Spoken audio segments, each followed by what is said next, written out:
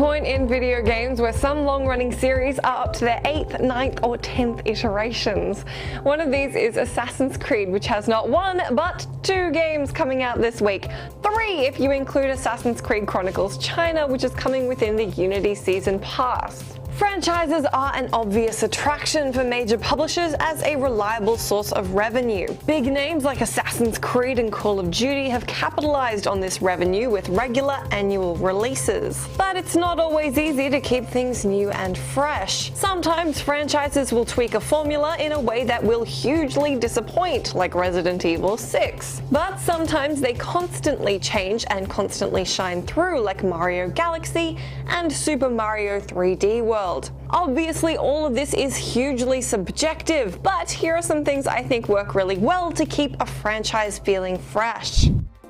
First off, location. A change of scenery is a pretty good and common way to get players to return to your franchise. With the exception of the Ezio trilogy, Assassin's Creed pretty much does this every year. The latest location has you leaving the open seas of the Caribbean for traversing revolutionary France. Games like Far Cry and The Elder Scrolls change up the regions and provinces you can explore with each installment. But this also happens in games without open worlds. Mass Effect and Knights of the Old Republic put emphasis on visiting new planets and galaxies with each new title. And in the case of competitive games like Worms, Street Fighter and Smash Brothers, the location and theme of the stages, filled with all sorts of weird and wonderful touches, are always a big deal. BioShock took itself from under the sea to up in the clouds. Uncharted took itself from jungle to snow to desert. And Diablo went from hell to...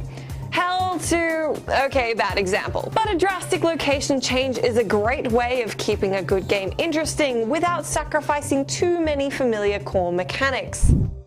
Some games decide to alter not just the location, but also the time period, so that shooting dudes or stabbing them doesn't feel too samey. Take Battlefield, for example, which often changes up its historical period. The shooter series has featured installments that take place in World War II, all the way to the distant future, and everything in between. The stuff that makes the game recognizably Battlefield is still there, but the altered setting allows the environment, weapons, vehicles, and combat mechanics to undergo interesting transformations.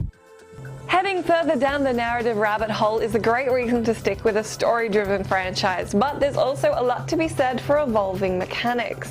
Mass Effect is a really good example of a game that adapted a lot over the course of its trilogy to keep up with its growing fan base. I personally preferred when it was a bit more complex and more like a traditional RPG with a dense skill assignment feature in Mass Effect 1, but others like the way BioWare committed to giving the action more focus in its sequels, since, you know, the combat is all about shooting space guns. Some people were even weird enough to fall in love with the competitive multiplayer in 3. We've seen games like Mario Brothers spearhead technological changes, jumping into 3D and introducing the analog stick with Super Mario 64, implementing analog triggers in a big way with the flood water pump in Super Mario Sunshine, and perspective puzzles in Super Mario 3D World on the 3DS. We've also seen stuff like Spec Ops change up its realistic military shooter roots to adopt a daring new narrative-focused direction with its 11th installment in 2012, Spec Ops: The Line. Whether a franchise decides to differentiate itself from the trends or go with them, it's interesting to see how a series carves out its narrative and mechanical footing over the course of several games, in the interests of keeping things interesting.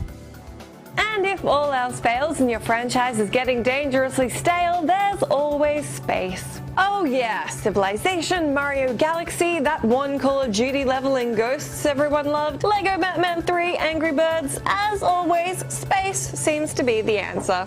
That was a joke, sort of. Let me know down in the comments which franchise you think is still killing it after all this time, and which franchise you reckon we should probably kill off and forget about. I will see you next week.